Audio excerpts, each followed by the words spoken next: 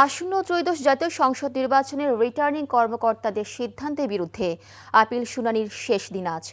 একই সঙ্গে দ্বৈত নাগরিকত্ব থাকা প্রার্থীরা জাতীয় নির্বাচনে অংশ নিতে পারবেন কিনা সে বিষয়ে গুরুত্বপূর্ণ সিদ্ধান্ত জানাবে নির্বাচন কমিশন।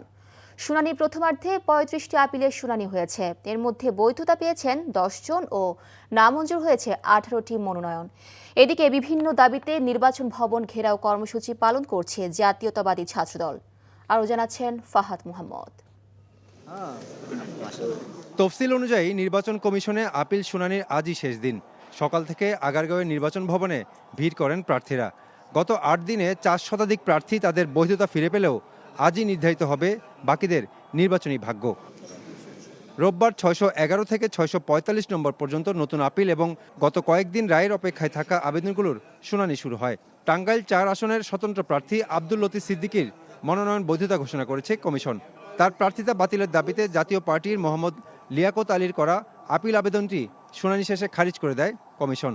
এদিকে মনোনয়ন বাতিল হওয়ায় ক্ষোভ প্রকাশ করেন অন্যান্য প্রার্থীরা। ১৮৮ ধারা ফৌজদারি কার্যবিধির ম্যাজিস্ট্রেট বিদেশে কোনো ঘটনা ঘটলে মামলা আমলে নিতে পারে না। আমলে নিতে হলে স্বরাষ্ট্র মন্ত্রণালয়ের অনুমোদন লাগবে। এই কথা শোনার পর নির্বাচন কমিশন বললেন যে আপনার মনোনয়ন বৈধতা আছে। আমরা বলেছি এই যোগদানটা ছিল শুধুমাত্র তার রায়ের এবং তার চাকরিকালীন বেনিফিট নেওয়ার জন্যে। তিনি সশরীরে চাকরি করেননি এবং আজ পর্যন্ত তিনি কোনো আর্থিক সুবিধা নেননি।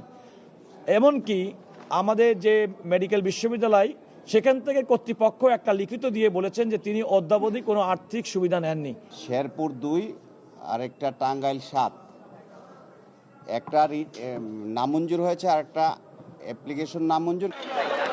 এদিকে পোস্টাল ব্যালট নিয়ে পক্ষপাতের অভিযোগ সহ নানা দাবিতে ইসির সামনে অবস্থান কর্মসূচি পালন করছে ছাত্রদলের নেতাকর্মীরা।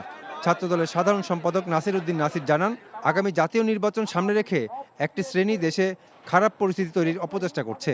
বেশ কয়েকটি রাজনৈতিক দল তারা নানাবিধ মব ক্রিয়েট করে উদ্দেশ্যহীনভাবে তারা কিন্তু এখানে এসে এই ভবন ঘেরাও করেছে।